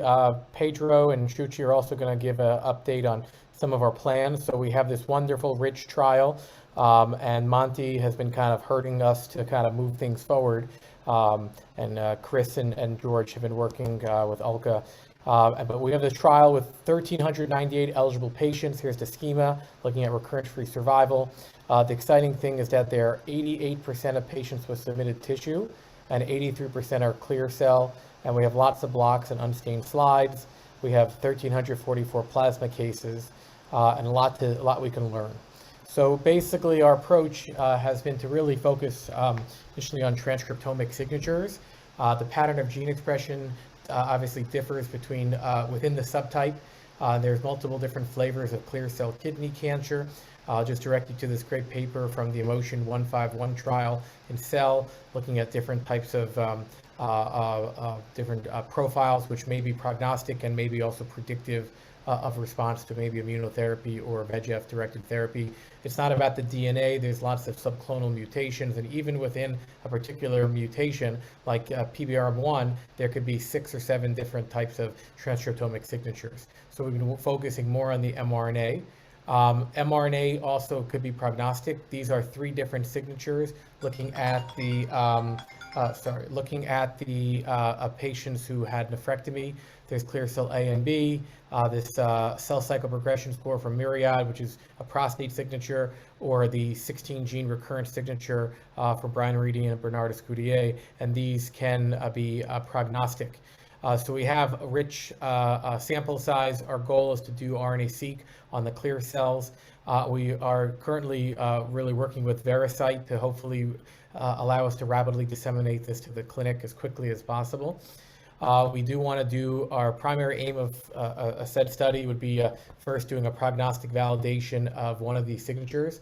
The 16 gene recurrence signature has been validated in the STRAC trial, and that is the most furthest along, that was never commercialized and brought to the clinic. But obviously, Lucky's been harping on everyone to do a predictive biomarker. So there is an everolimus drug signature that we are working on, and we'll show folks. But then also other prognostic validation of CCP, clear cell AB, or OXPHOS signatures, and potentially maybe improve our signature. So just our approach, we have a rich data set in the TCGA. So with the Veracyte team, I've been able to basically take this RENI, or the 16 gene recurrence score, and basically recreate it into a prognostic signature in TCGA, showing that we can risk stratify patients. Now, that's great, but is it better than maybe the S sign, which is stage, size, grade, and necrosis? It can prognosticate, but it doesn't add that much additional value to. It is statistically significant, but it's not really that valuable. So I think we can improve upon this. We can show it works, and then maybe we can build something better. Now, again, we've been talked about, should we have a predictive biomarker? Well, there's no predictive biomarker of mTOR response in kidney cancer. There are several extreme responders in case reports with PTEN mutations, mTOR mutations, PI3K. However, there are plenty of patients who have those, and they have no responses to rapalogs. So the approach we've taken is there is robust information in the NCI 60. Down here is just a paper showing the sensitivity to various different drugs along the NCI 60 panel, including a bunch of PI3K inhibitors. The transcriptomic profile of these have been published. So there is a profile that worked with Veracyte to build, where they would basically show that there could be a signature that could predict response to everolimus. As expected, the everolimus high signature also has a very high or predicted response to similar agents, temsirolimus or rapamycin. So just showing you that signature here, that everolimus drug response signature, it is enriched for having PTEN mutations.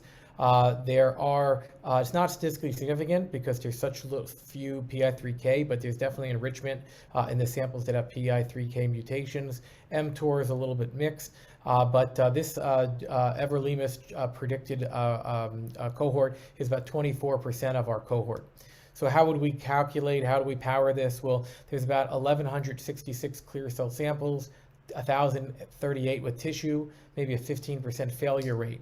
And if we were going to look at the prognostic signature, looking at the recurrence signature, that RENI score, if we were at 600 events in this cohort, clearly we need to be cognizant maybe there's not enough events. So we did weigh in that maybe if there was 500 events, 550 events, we would basically have an 80% power to detect at least a hazard ratio for higher recurrence, a hazard ratio of 1.29 with these events. Clearly, the less events to reduce power, but we'll learn that soon enough from the data from March when it's analyzed.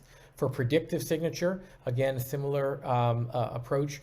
There are expected 24% of our samples have a high everolimus drug response score, and expecting the interaction between the benefit in the treated versus untreated group, we would have about an 80% power to show a hazard ratio of 0.66, showing that those treated with everolimus would have protection against recurrence-free survival. So this is preliminary. We'd love to have feedback. And please email Monty, myself, Chris, Ryan, Olga, George, Thomas, as we continue to kind of move this approach forward. But there are other approaches, and we're going to highlight Shuchi's work, which we will hopefully be able to use and validate her signature. So Shuchi.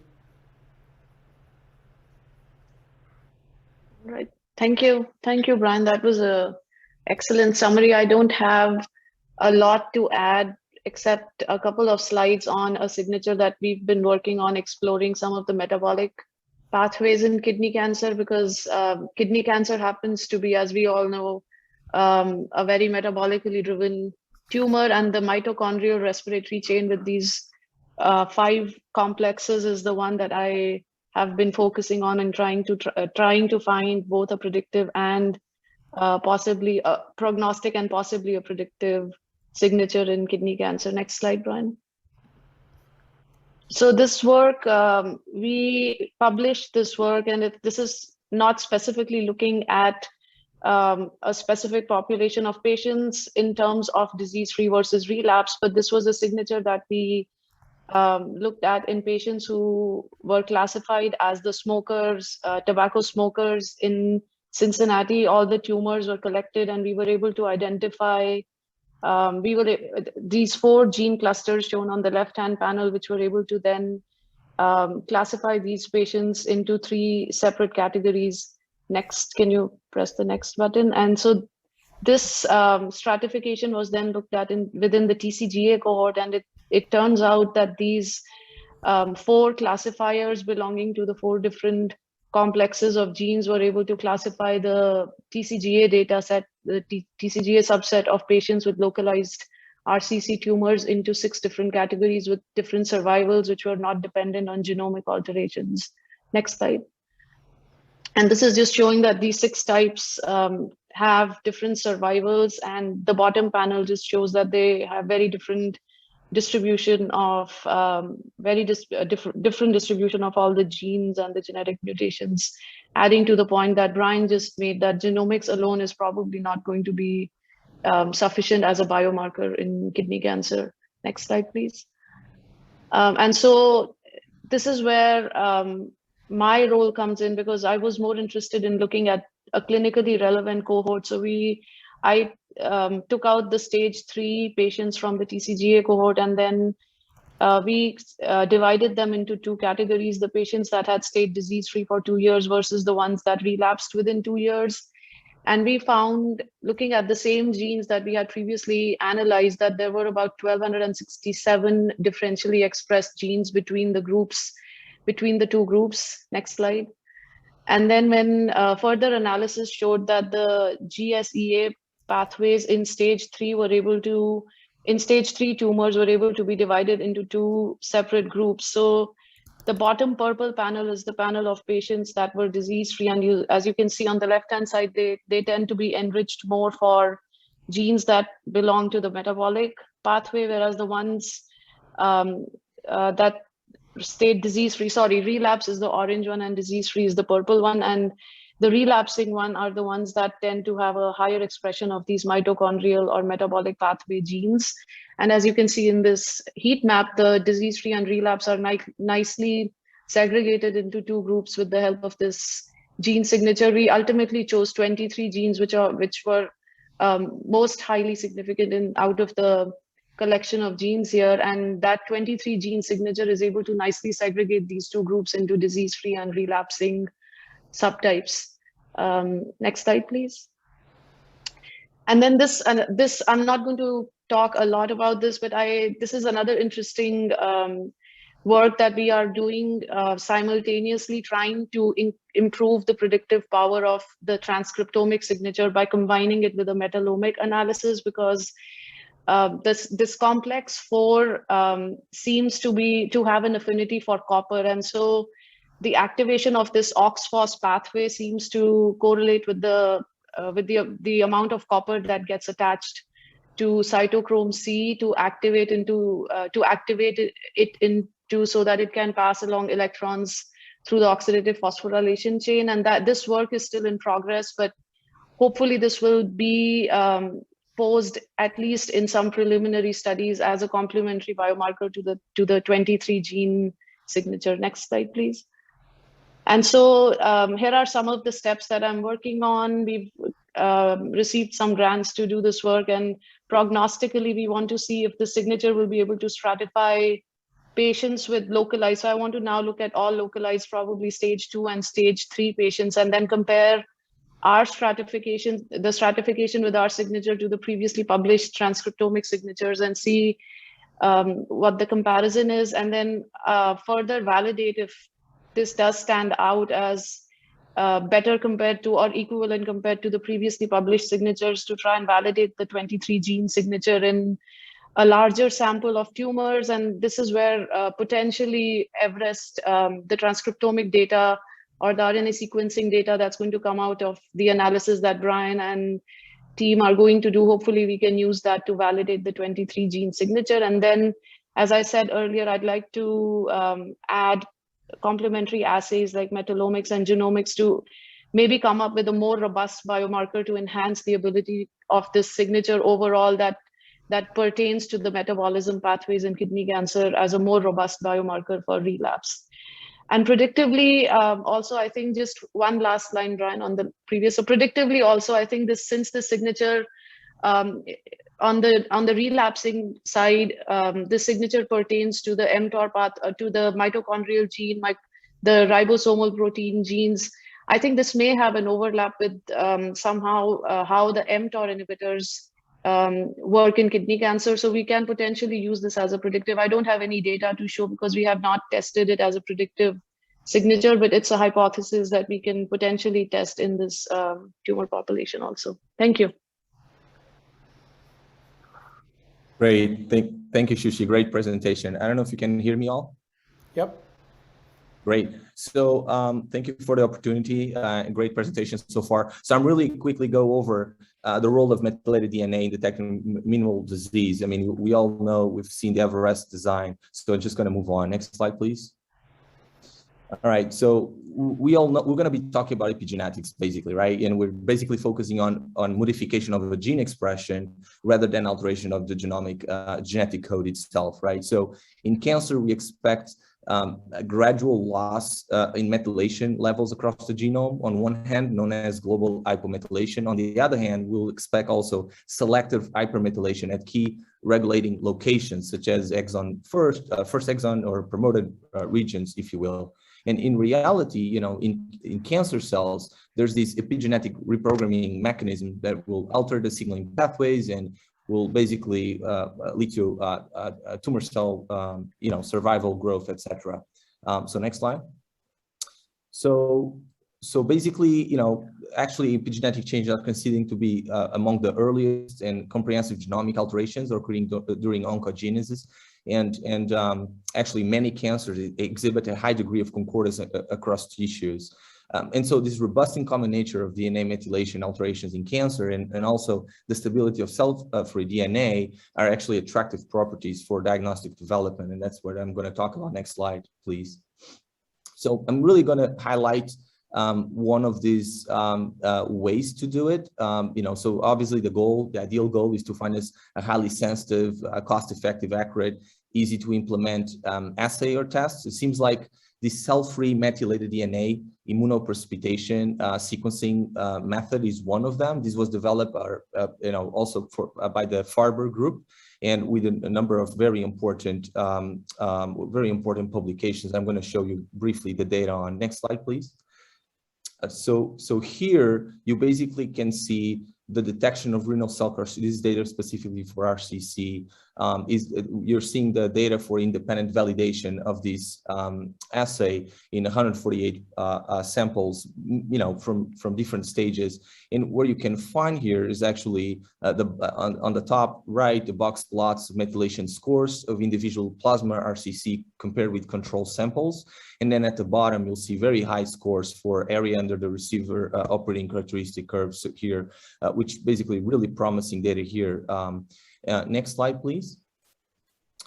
The same group actually compare the standard cell-free DNA variants with these methylated DNA, seq analysis, and what you can see here in 30, metastatic RCC is actually a difference of about a fifth detection of variants using cell-free DNA variant analysis compared with 100% for the methylated DNA, and also very high specificity. What's also interesting, if you look at your, in the same slide, on the right side, you'll see that actually this detection goes in hand with, is very concordant with the tumor burden score and also with the radiographic response than some of the patients presented while on treatment, as you can see there. So it's really interesting also to monitor treatment response. Next slide, please. So, so basically, I'm going to just highlight in 30 seconds also a different method, the GRIL method, which is a cell-free DNA multi-cancer early detecting test. The method of doing this is actually explained at the bottom of this slide. You basically have these DNA methylation signatures for a bunch of cancer types, and then you're able to predict the cancer signal origin with a very high accuracy, as you can see there at the bottom right, and the reference is there for more details on the methodology. Next slide, please. What I really want to show you is this is perhaps the largest known clinical genomic program, which a very high number of patients, including in 4 different clinical studies. I would highlight the Circulating Cell-Free Genome Atlas study, and then the 2 large observational cohort studies, the STRIVE and SUMMIT, and finally the Pathfinder, where actually the data goes back to the clinician and see how that changes their approach for patients who might be at high risk for developing disease. Next slide.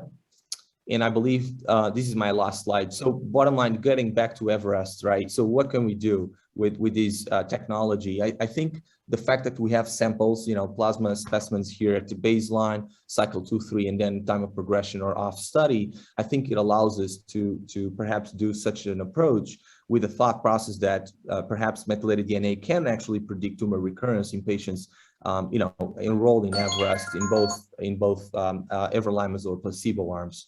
So that's kind of where we are discussing right now at the GEO group meetings, and probably we'll have more news in the near future. Again, thanks for the opportunity and for the great meeting.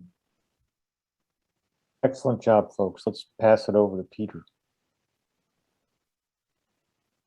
Great, thank you. Peter, I've been told by Courtney that we can go a little bit long, so. Okay. Go ahead, sir. Do you see my screen? Yes, sir, go. Mm-hmm. Yeah, cancer control, just a reminder of the committees. Any new ideas, happy to help navigate them. Our 2 active studies, S1600 actually is accruing well. I think USC is leading the way, 107 out of 200 accrued, and I don't think there's any issues. 1823, I think Dr. Napi wasn't able to stay on, but that's also going well. Any questions or concerns on these studies? Let me know. I'm going to skip ahead because we have a guest speaker about a new study called I Check It. So Dr. Cooter is going to talk about that for us. So I wanted to make sure we got enough time to discuss that. So. Thank you so much, Peter. It's so fantastic to be here in the GU team, and what an honor to hear at the beginning Dr. Vogelsang's award and recognition. So just very briefly, we'll breeze through this. This is a huge team effort. I Check It, an immune checkpoint inhibitor, prospective real-world observational study. Next slide, please. Peter, can you advance? That's me, yes. Great. And I won't bother with the background here for this very educated team. Everybody knows the burden that we know from clinical trials as well as retrospective studies for IRAEs and the severity. So we'll have you do another forward. This is just to remind everybody, we really don't have real-world prospective data as well as the patient experience. And therefore, we're designing this to collect longitudinal information as well on IRAEs and patient-reported outcomes in daily practice to identify risk factors and validate a risk model for patient risk stratification. Next slide. So the primary objective, it's a prospective observational study to both develop and independently validate a risk prediction model for CTC-AE, grade 3 or higher, non-hematologic IRAEs in the first year, so 12 months. These patients will be monitored of pure ICI therapy for treatment of solid tumors. Next slide, Peter. And here I'll have you click 6 times. Thank you.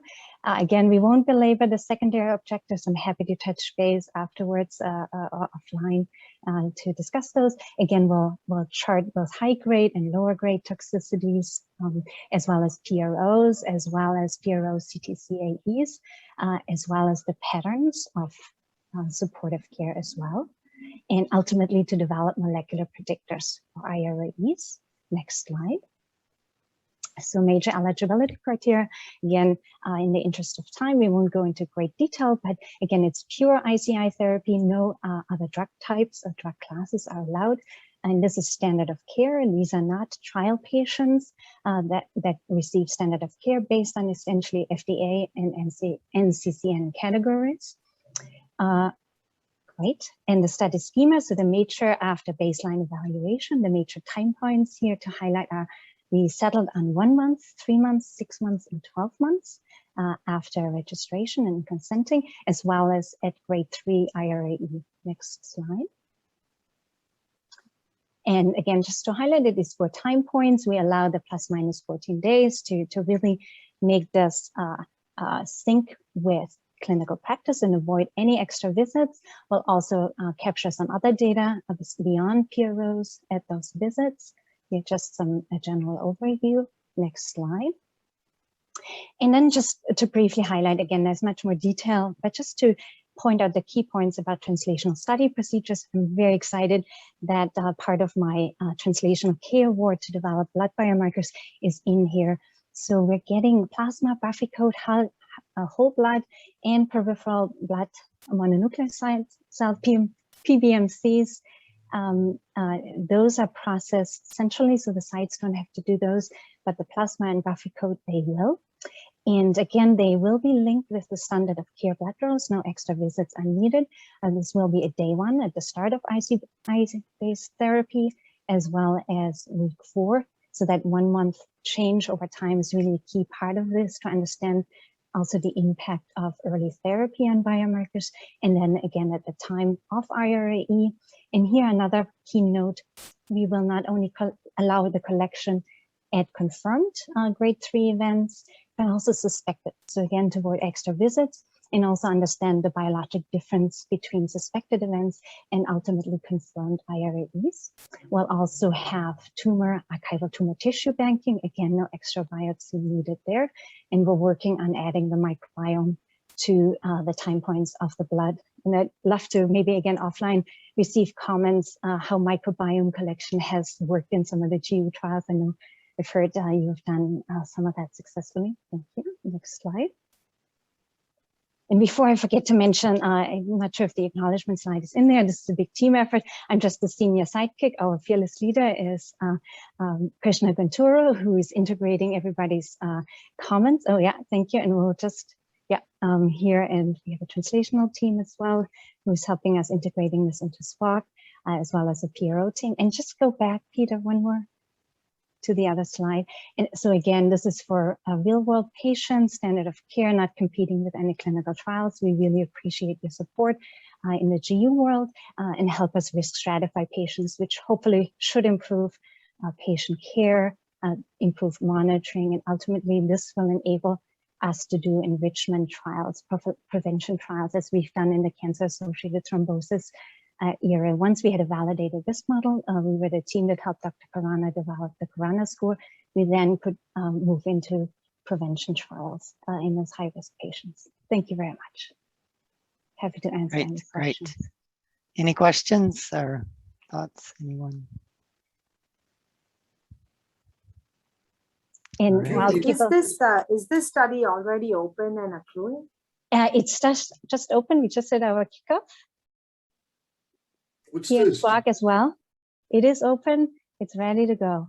We'll still have some minor tweaking to do, some minor amendments, but it's ready to go. How many patients? What's the statistics? Oh, that's right. It is over, Joe Unger is our wonderful statistician. It's over 2,000 patients, 2,062 patients. Wow. And are you limiting by specific tumor type? We are allowing solid tumors on here who are on pure ICI therapy. So again, no other drug classes. But, okay. So the G world would be a great, obviously a key world to capture. And I also want to put in a plug in for David Casanos. He has a biorepository for just at the time of IRAE. That he's collecting as 240 patients. Again, it doesn't compete because he's just charting the biology at the time of the IRAE, and we actually harmonized the sample collection as much as Alliance and SWOG allowed us. So we'll also be able to validate his hypothesis generating data, which would be really helpful as well for him and for patients. And he allows trial patients. So think about when you have a patient with an IRAE that didn't make it on our study, is on a trial or standard of care. Think about collecting samples for him. And again, I'll put my email down. Please contact me. I'll connect you with him or answer any questions. Oh, that would be wonderful. I have a question. How many patients are expected to have grade 3 IRAEs out of those 2,000? It's about a third. It's about 30%. So for those who don't have IRAEs, they will also undergo all these collections? Yes, well, obviously the 2 time points, because we need to understand the difference in the biology. Okay, great. And tumor type and so forth. And then, there will be matched case controls, nested case controls and so forth. Yeah. Nice. Very All cool. right. Thank you. Well, I think I'm going to wrap it up there in the interest of time, and any cancer control stuff, send my way. I'm glad to help. So that's great. Any overarching questions for anyone for the presentations for today? Just as a reminder, tomorrow we start at 1:30 Central with bladder, followed by prostate. So we had, I think we had at the peak, we had about 97, 98 folks attending with us today. So it's a pretty good attendance for a Zoom meeting like this, and folks stayed with us.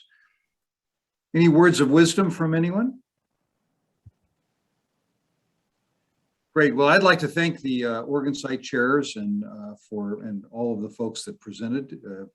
We were really very close to being right on smack on time. And for those of you who are on the executive committee, I would like to draw your attention to the subsequent meeting invitation and the Zoom meeting that we'll be going into, and have a bit of work to do.